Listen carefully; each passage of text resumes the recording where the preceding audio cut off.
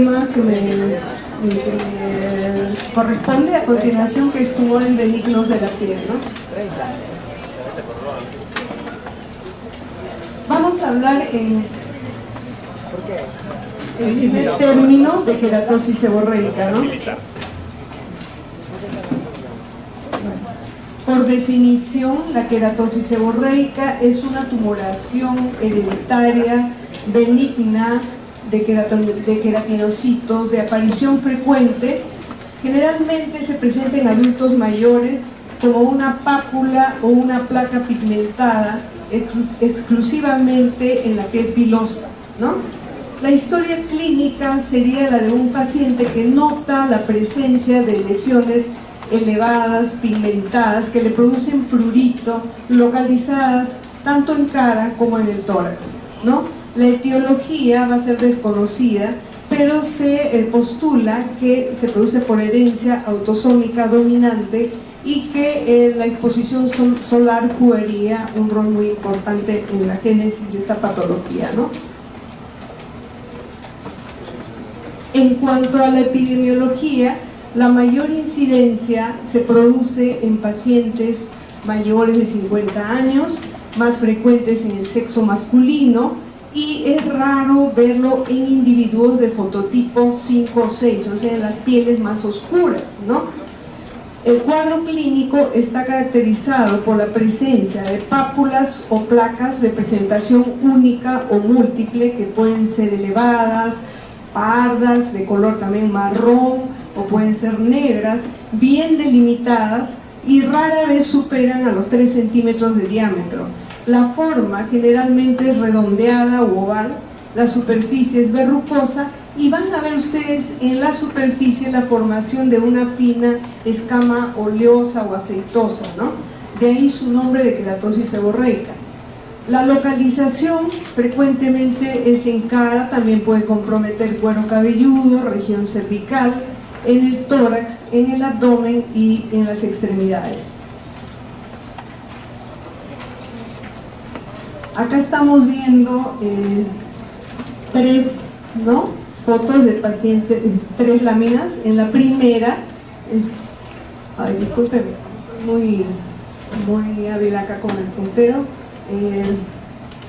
un paciente que presenta en la región preauricular una lesión de queratosis seborreica. Ven esos bordes bien delimitados, esa coloración hipercrómica, ¿no? Y acá en la foto de la derecha, la superior, otra queratosis con el aspecto que había yo descrito, con esa fina escama oleosa, esos puntos negros que son característicos y bordes netos, ¿no? Y en la parte, en la lámina inferior, estamos viendo una queratosis seborreica en la parte central que se está desarrollando sobre un lentigo actínico o lentigo solar, ¿no?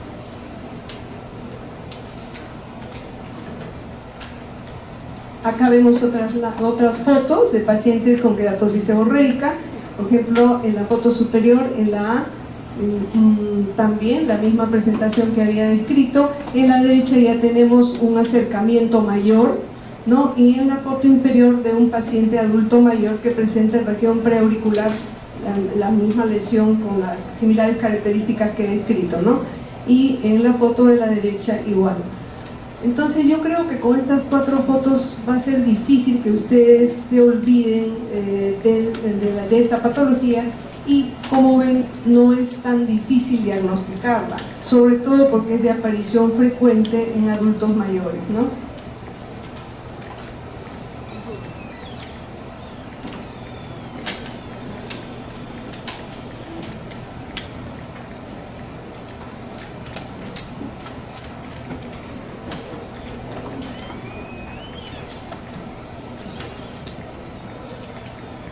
Bueno, el síndrome de Dressler-Trelat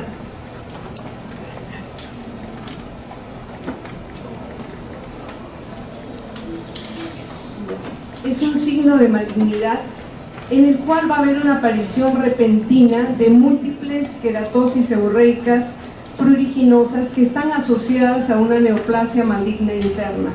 Las queratosis deben aparecer en este caso simultáneamente a la aparición del cáncer y seguir una evolución paralela en cuanto a crecimiento y remisión. El 60% van a ser lesiones de adenocarcinoma, especialmente del estómago. Otras asociaciones de este síndrome son con linfomas, con cáncer de mama, con carcinoma espinocelular de pulmón, melanoma, leucemia o hepatocarcinoma, o sea que es un marcador de malignidad, ¿no? Acá vemos un paciente que presenta en la espalda múltiples placas de aspecto seborreico, ¿no? Pero la condición, como les había mencionado, es que aparezcan de un momento a otro y múltiples lesiones, ¿no? Para ser catalogado como un síndrome de Leser Trelat. Entonces, ¿cuál sería la conducta a seguir en este caso? La investigación, buscar carcinoma oculto, como lo que he mencionado anteriormente, principalmente de estómago, ¿no? En cuanto a la histopatología, lo que vamos a observar es acantosis y la presencia de pseudoquistes córneos pequeños producidos por la invaginación del estrato córneo, ¿no? Hay un aumento de pigmento melánico de la capa basal, ¿no? Estamos observando, y también es característico observar que hay tipos histológicos como son el hiperqueratósico, el acantósico, el reticulado, el clonal irritado y el melanoacantoma.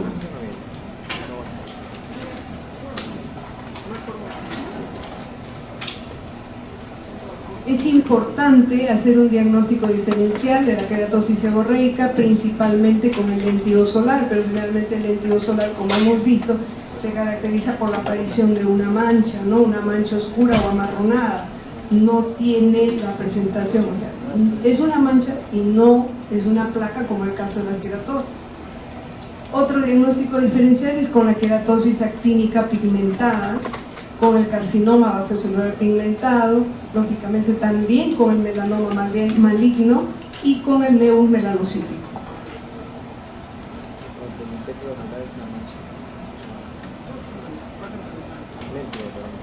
El tratamiento de estas lesiones se hace con electrocoagulación y curetaje bajo anestesia local.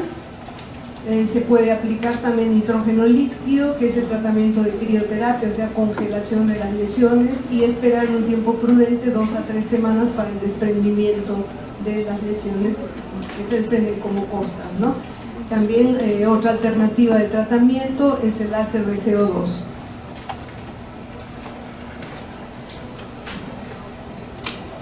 Vamos a pasar ahora a queratosis actínica, es otro tema.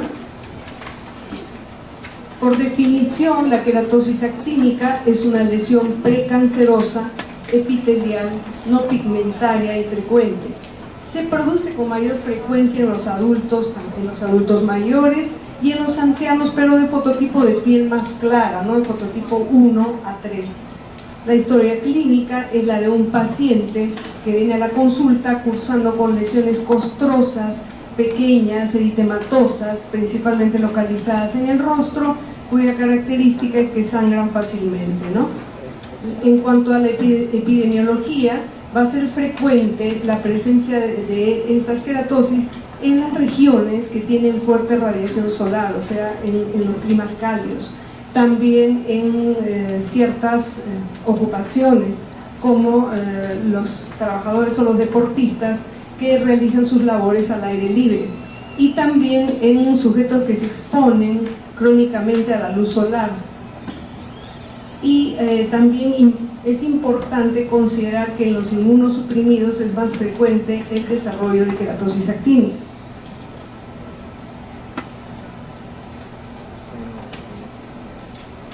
En cuanto a la etiopatogenia, se produce la queratosis actínica por la acción persistente de la luz solar, que va a tener un efecto acumulativo en personas que van a tener piel fina, como los ancianos, y sobre todo que no han utilizado durante su vida cremas protectoras o protectores solares frente a la radiación solar. Son la gente que va a tener, digamos, más predisposición a hacer este tipo de lesiones, ¿no? La mutación del cromosoma P53 encontrada en más del 90% de carcinomas espinocelulares, va a ser también frecuente en la queratosis actínica. O sea, esta es la importancia de detectarlo a tiempo, porque es una lesión precancerosa que podría evolucionar a un carcinoma espinocelular. El riesgo de transformación, entonces, a carcinoma epidermoide va a ser muy alto en los pacientes también que se exponen al arsénico, en los infectados por el papilomavirus y en los inmunodeprimidos, por ejemplo, pacientes que han sido sometidos a trasplante de órganos.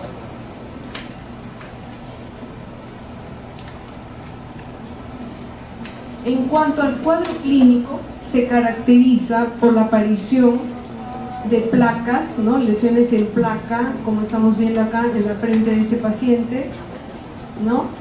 De unos milímetros, pueden a 1 o 2 centímetros, ¿no? Que son de aspecto escamoso, queratóxico, ¿no?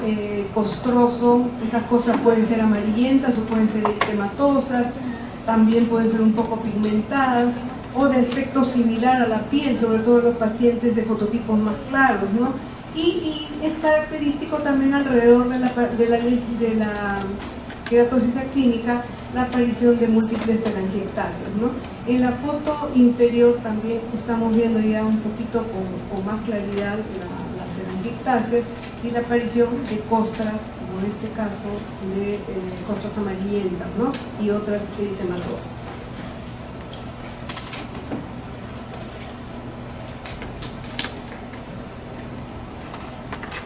La región del labio tampoco está exenta de presentar queratosis actínica, porque también son zonas que están muy expuestas pues a la radiación solar, ¿no? Como estamos viendo acá en el labio inferior de este paciente, ¿no? Se pueden presentar como lesiones ulcerosas, ¿no? Erosionadas, eritematosas, ¿no?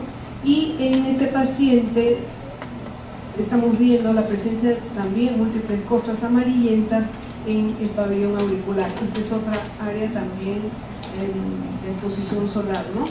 También en los calvitos vamos a ver el cuero cabelludo, también hay que examinarles a ellos, ¿no?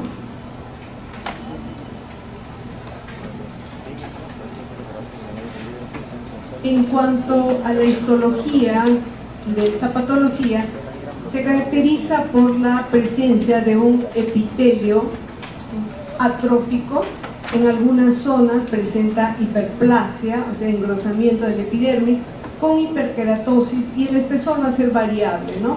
A nivel del tejido conectivo se produce elastosis y se va a observar colágeno totalmente comprimido, ¿no? Como en la parte inferior que estamos viendo las áreas más claras, ¿no? Hay un infiltrado característico que es un infiltrado inflamatorio crónico, y también puede haber presencia de cambios displásicos en el epitelio superficial, comprometiendo las células basales, las cuales se van a encontrar hipercromáticas con pérdida de la polaridad y también aumento del pleomorfismo celular.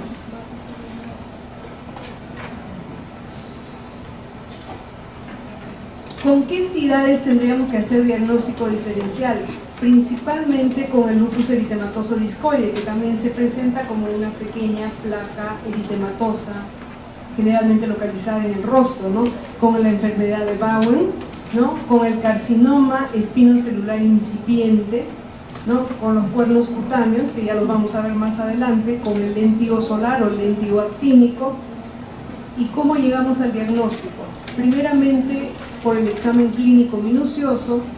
Si tenemos duda, haremos una biopsia de piel, ¿no? O un estudio histopatológico respectivo, ¿no?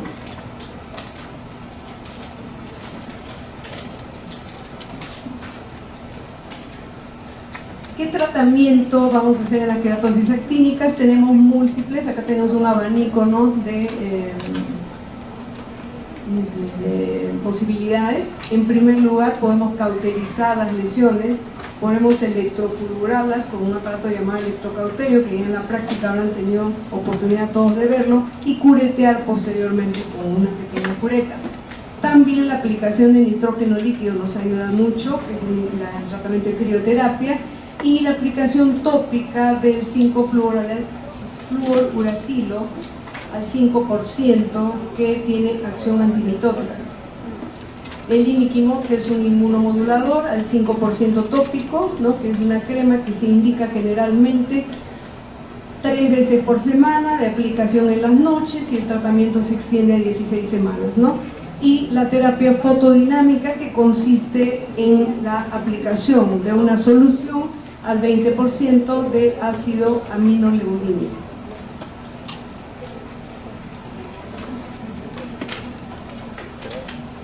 Bueno, entraremos ahora al capítulo de los nevus.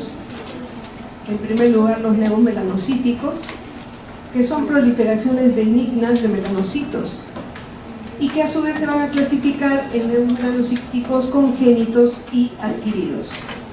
Los adquiridos se van a clasificar según la localización de las células nevoides, y el rasgo común de todos estos nevus melanocíticos va a ser la presencia de melanocitos anormales, que pueden aparecer tanto en la capa superficial de la piel, el epidermis o la dermis, y también en la grasa subcutánea, o en combinación en cualquiera de estos lugares, ¿no?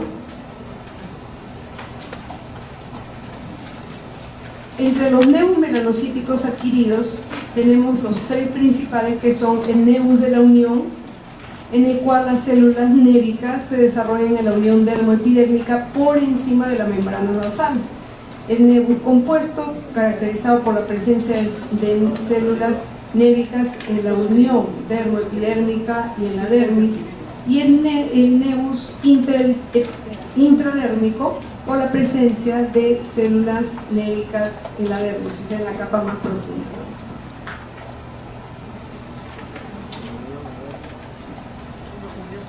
Iniciaremos entonces con el nevus compuesto. Por definición, el nevus compuesto es una tumoración de forma nodular que presenta actividad en la zona de la unión, con acumulación de melanocitos en tecas en la epidermis. Posee una estructura organizada de células nevoides, y la historia clínica es la de un paciente que acude a consulta por un lunar pigmentado que no le produce sintomatología, pero que le preocupa porque durante los últimos meses nota que ha aumentado de tamaño. Atiendan muy bien esto, porque muchos de lo que estoy nombrando acá en cuanto a historia clínica pueden ser preguntas de examen, ¿no?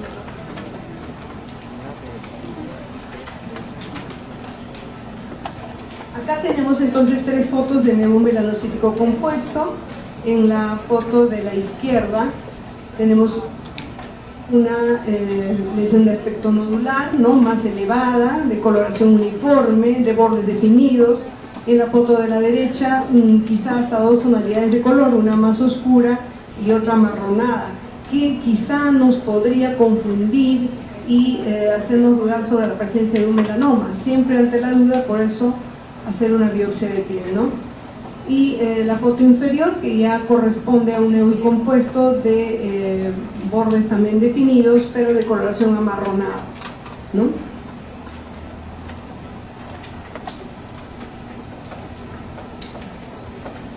Entonces, el nevus compuesto, tengamos en cuenta esto: se presenta como pápulas o nódulos redondos que ustedes a la palpación lo van a notar de consistencia firme, de color marrón oscuro o negro. Pueden ser también moteados, como hemos visto anteriormente. La superficie va a ser lisa, o sea, no hay irregularidades, y puede estar rodeada por un pequeño halo de color marrón más claro, ¿no? El aspecto puede ser papilomatoso o hiperqueratósico, y también puede haber presencia de pelos. La localización principalmente es en la cara, en el tórax, extremidades, y también puede presentarse en el cuero cabelludo.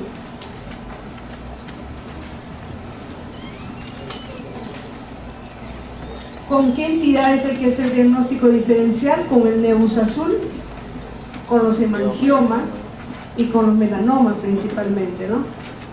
¿Y cuáles serían las claves diagnósticas en este caso? El color muy oscuro va a sugerir una actividad intensa de la zona de la unión dermoepidérmica. El aspecto, en cambio, nodular nos señalaría que estamos ante la presencia de un nevodérmico, o sea que las células están más que todo a nivel de la dermis, ¿no? Los melanocitos, mejor dicho.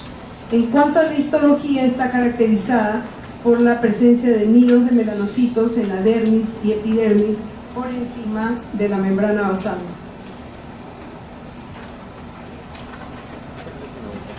Acá, por encima de la membrana basal, la presencia de melanocitos, ¿no? Esa agrupación, ¿no? Que es un aspecto característico del nevo compuesto, ¿no? Y esa presentación, la veo bien acá, pero acá veo que no la veo, como nidos, ¿no? En estas zonas, como círculos, no nidos.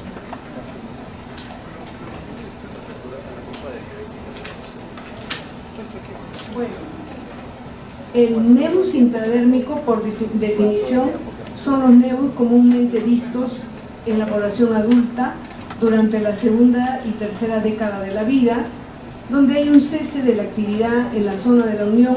Quiere decir que las tecas de los melanocitos que se ubican en la epidermis son la unión dermoepidérmica, y todas las células nevoides van a estar en la dermis. Generalmente va a contener pelos, y que malignice va a ser excepcional, ¿no?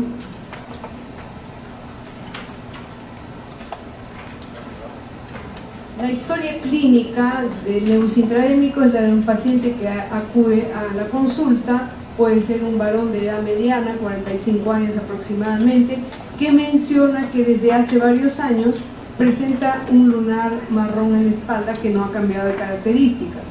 Entonces, al examen clínico se puede evidenciar una pápula o un nódulo de color piel, o puede ser café de patrón moteado, con manchas café o con la aparición de finas telangiectasias. La forma puede ser redonda, puede ser plana, o puede formar una cúpula también, ¿no?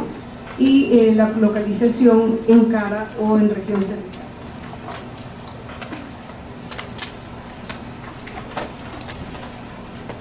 Estas son fotos para que observen ustedes. Acá, este paciente tiene un nevo melanocítico de aspecto nodular, no tan amarronado, ¿no? En la parte inferior vemos en el dorso de los dedos de la mano la presencia de una lesión, en la foto de la derecha, una lesión nodular amarronada, y acá en la región infralabial, ¿no? A casi altura del mentón.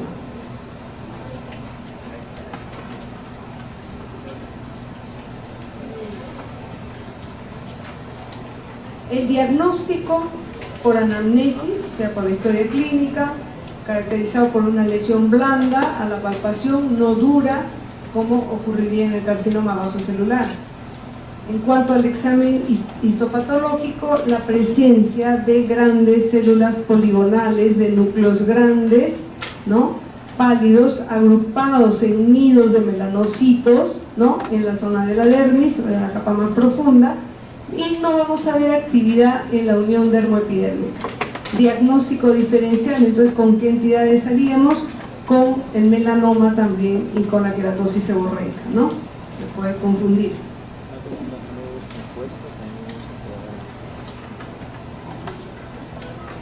Ahora pasamos al nevus de la unión, que por definición ocurre por la presencia de melanocitos aislados o en tecas en las capas inferiores del epidermis.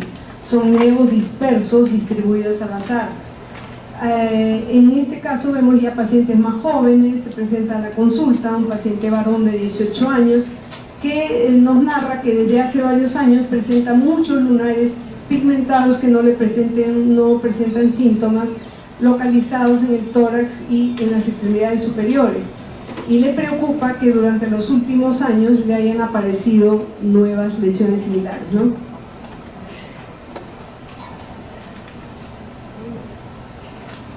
El cuadro clínico es la presencia de múltiples máculas, o sea, menores de 1 centímetro, de color marrón claro u oscuro, sin pelo, redondeadas u ovales, y que aparecen entre las edades de 3 y 18 años, o sea, en la niñez y la adolescencia e inicio de la juventud, ¿no? El diámetro es de 1 a 10 milímetros, superficie lisa, puede ser un poco sobreelevada, y las áreas de predilección de la localización son áreas fotoexpuestas, ¿no? principalmente en la planta del pie, en la palma de la mano, en el tórax, extremidades superiores e inferiores. En el lecho de la uña también pueden aparecer en las mucosas, mucosa labial y en la región escrotal.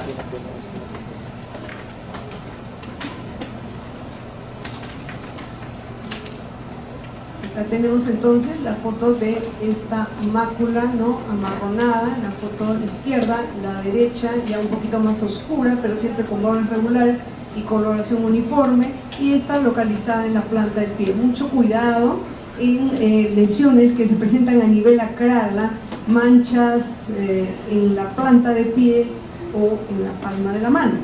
Por eso es importante la anamnesis, preguntar al paciente, ¿te salió recientemente o lo tienes desde que eras pequeño?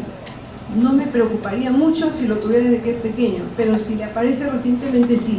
Entonces, ¿qué tendría que hacer una biopsia para descartar presencia de melanoma maligno?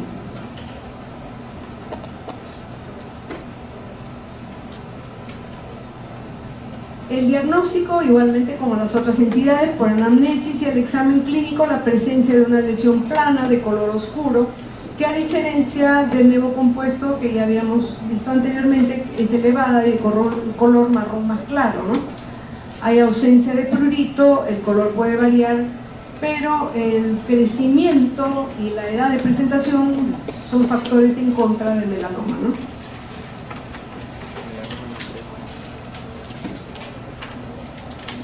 En cuanto a su histopatología, se caracteriza por la presencia de nidos de células. Entonces, viendo aquí la parte más oscura, en la parte superior,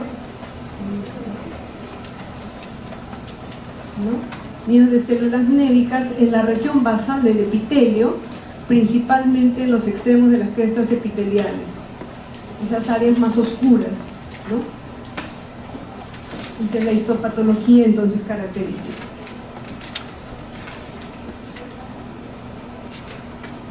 ¿Cuál es el tratamiento entonces? Debemos extirpar todos los lunares adquiridos que muestren signos de malignización. ¿Cuál sería nuestro proceder, no? O que se encuentren en áreas de irritación, como en la región cervical, en la zona del cinturón, ¿no? Tenemos que estar atentos entonces a los signos de transformación maligna. Ya ustedes saben, ya han escuchado el A, B, C, D, E, ¿no?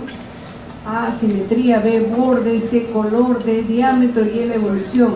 Hay que estar también al tanto del aumento del tamaño reciente de la lesión, si se ha abultado, si las dimensiones se han ampliado, si los bordes son irregulares, no los puedo definir.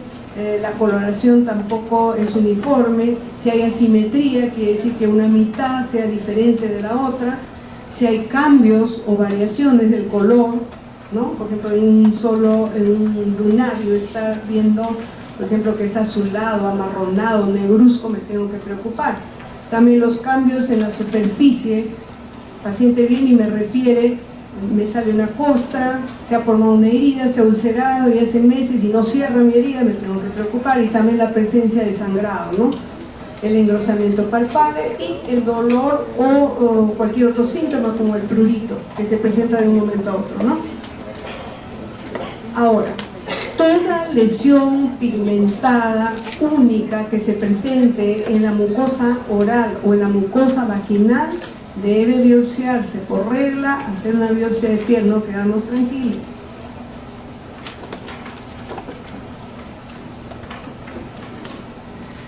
Bueno, cerrando el capítulo entonces de nevo, pasamos a dermatofibroma.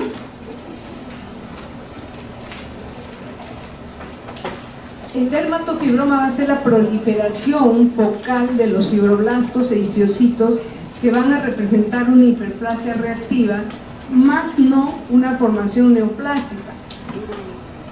En este caso el paciente va a notar la presencia, viene a la consulta y refiere que le ha parecido una lesión dura en la pierna, como un granito, poco doloroso a la presión y que ha evolucionado lentamente en el tiempo.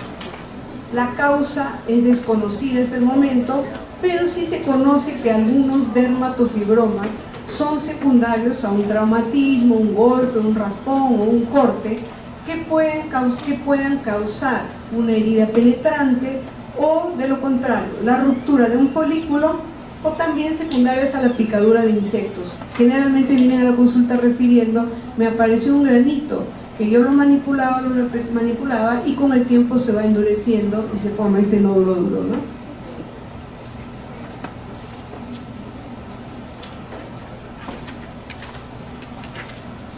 El cuadro clínico entonces característico, formación de una pápula como lesión elemental o un nódulo mayor de 1 centímetro o una tumoración firme mayor de 1 a 2 centímetros que a la palpación va a ser dura, de color marrón rojizo, y que si yo la palpo entre mi dedo pulgar e índice, se va a formar el signo del ojal, o sea, pellizco, y se forma una depresión en el centro, como una umbilicación.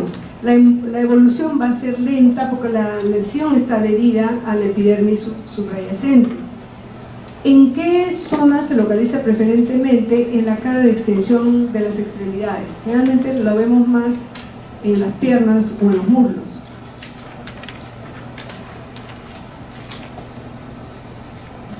El diagnóstico es eminentemente visual, o sea, por la inspección ocular y por la palpación, como les mencionaba, el signo del ojal. El tratamiento consiste entonces en la extirpación simple, o sea, la exéresis de la lesión y el estudio histopatológico. Aunque en cierto caso de pacientes que vienen con una lesión nodular pequeña, la crioterapia también da buenos resultados, ¿no?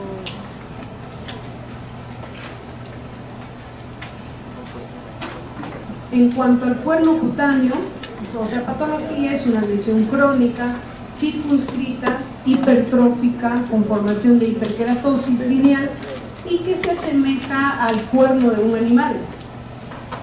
Esta lesión va a ser el resultado de una cohesión de queratina que puede iniciar en una lesión previa.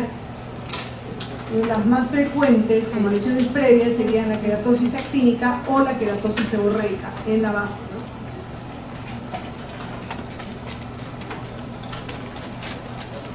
Las lesiones varían de pocos milímetros a varios centímetros de longitud. El color puede ser blanquecino, negro o amarillento y la forma puede ser recta, curva o en espiral. Se localizan con mayor frecuencia en el rostro, en la piel cabelluda, pueden presentarse también en la mano, en los párpados y en el pene. Esta es la lesión típica, ¿no?, de un cuerno cutáneo. Parece un cráter y una hiperkeratosis, ¿no?, lineal. Podría confundirse hasta con una verruga, ¿no? Pero es una hiperkeratosis muy dura, ¿no? Y como les dije, localizada principalmente en cara, ¿no?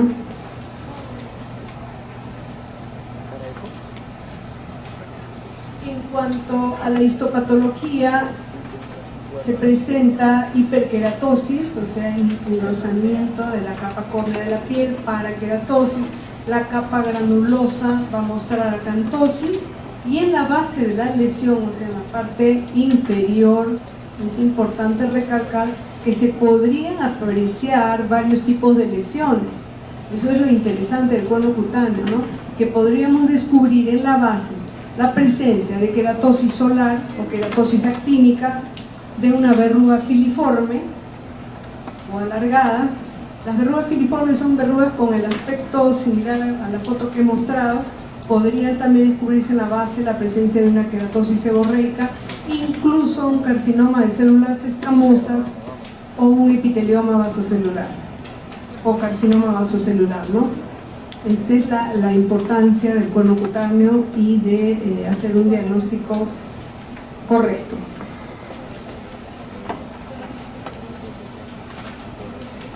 ¿Qué hacer entonces con esta lesión? Extirpación quirúrgica o hacer una biopsia por rasurado o por shave, pero que incluya la base para poder hacer el diagnóstico y a la vez tratamiento curativo, ¿no? Toda lesión de cuerno cutáneo debe ser retirada y la muestra debe ser enviada a estudio histopatológico. En el 20 a 30% de estas lesiones puede existir una queratosis premaligna y en el 20% de los casos se podría desarrollar un carcinoma espinocelular o vasocelular. generalmente más frecuente siempre en los pacientes de edad avanzada, ¿no? Bueno, entonces vamos a hablar del último tema, que es hemangioma. Por definición, los hemangiomas son los tumores benignos. Voy a tocar los hemangiomas de la infancia porque es bien extenso, ¿no? Los hemangiomas son los tumores benignos más frecuentes de la infancia. ¿Y por qué son producidos? Por la proliferación benigna de células endoteliales de los vasos sanguíneos que van a cursar en 3 estadios. El primer estadio es de proliferación rápida de la lesión, el segundo es de la involución prolongada, ¿no? O sea, la remisión a largo plazo, y el tercero el estadio residual fibroso, o sea, lo que va a quedar finalmente luego de unos años. La incidencia del hemangioma infantil es del 10 a 12%, principalmente se desarrolla en niños menores de 1 año y en un porcentaje mínimo del 2,5% de los recién nacidos. En quienes es más frecuente en los niñitos prematuros y en cuanto al sexo femenino, ¿no? Van a aparecer en la segunda o en la tercera semana de la vida, y de todos los hemangiomas infantiles aproximadamente solo un 12% va a requerir tratamiento. Voy a explicar por qué. En cuanto al cuadro clínico, va a aparecer a las pocas semanas de nacimiento como con la presencia de máculas eritematosas o de aspecto telangiectásico que rápidamente aumentan de tamaño para formar una lesión vascular de un color rojo brillante que puede adquirir un aspecto nodular o una superficie lobulada o bilobulada, ¿no? Pueden ser superficiales, profundos o mixtos. Se localizan preferentemente en la cabeza, pueden ser únicos o múltiples, pequeños o gigantes. El diagnóstico es clínico, pero también podemos realizar estudios de eco Doppler o de resonancia magnética, principalmente para determinar el tipo de hemangioma ante el cual nos estamos enfrentando, si es superficial, profundo o mixto, y la extensión del hemangioma. Esta es la foto de un niño con hemangioma. Ven la tumoración vascular eritematosa, ¿no? Que no está comprometiendo, digamos, la boca, que podría tener un tratamiento expectante, ¿no? Este otro pequeño que presenta una tumoración, digamos, ya no es un nódulo porque es mayor de 1 centímetro, ¿no? También de aspecto angiomatoso, eritematoso, color rojo brillante, ¿no? De bordes definidos, con telangiectasias alrededor. Este pequeñito no tuvo mala suerte. Bueno, el hemangioma le ha comprometido el globo ocular, también ha deformado la nariz, la boquita, ¿no? Entonces, en estos pacientes no podemos quedarnos tranquilos y decir, no, voy a esperar un tratamiento expectante. Tenemos que tratarlo. Entonces, esa es la importancia, ¿no? De saber y pensar, ¿no? En cuánto tiempo o qué tan acelerado es el crecimiento del hemangioma, ¿no? Para no causar esto. En cuanto a las complicaciones, algunos hemangiomas pueden complicarse a nivel local y pueden llegar a provocar secuelas estéticas o podrían comprometer órganos vitales o en fin. La complicación más frecuente del hemangioma va a ser la ulceración, que depende lógicamente del tamaño que adquiera y de la localización. También la infección puede infectarse secundariamente, pueden producir sangrado, sea el menor roce, el choque o un sangrado, y son dolorosos, ¿no? Ahora, hay que considerar que si el hemangioma infantil podría ser potencialmente mortal o poner en peligro la capacidad funcional del paciente, sobre todo cuando ocluye, ¿no?, la nariz y puede dificultar la respiración, la boquita, la alimentación, ¿no? Los hemangiomas infantiles ulcerados con dolor y ausencia de respuesta a las medidas básicas de cuidado de heridas. o sea que no los podemos resolver fácilmente y que continuamente se están ulcerando, ¿no? Los que tienen riesgo de cicatrización permanente o que puedan desfigurar al paciente. En esos casos se ha considerado al propranolol por vía oral, que actualmente es el tratamiento de elección y el único tratamiento aprobado. La eficacia del propranolol es superior a la de cualquier otro tratamiento y en cualquier localización corporal, ¿no? Se ha descrito que tiene un efecto positivo en la calidad de vida de los pacientes tratados. La dosis que ha sido aprobada de propranolol es de 3 miligramos por kilo por día. Ahora, hasta ahora no conocemos las dosis tóxicas exactas de este medicamento, pero en ciertos casos han sido utilizadas dosis hasta de 5 miligramos por kilo por día, con muy escasa incidencia de complicaciones. Ahora, si tenemos hemangiomas infantiles pequeños que desarrollan con menos de 3 meses, ¿no? Evolucionan menos de 3 meses, podemos considerar también al timolol maleato al 0,5 o 0,1% en presentación de crema o gel, y también al inmunomodulador Inmiquimod al 5% en crema, ¿no? Pero, como les decía, en la mayoría de estos pacientes el tratamiento va a ser expectante desde el momento que con el crecimiento van a ir involucionando y van a llegar ya a la última fase fibrosa, ¿no? Porque ya les mencioné 3 fases: una de crecimiento acelerado, la otra es ya de la involución, y la tercera fase o la fase de proliferación fibrosa, ¿no?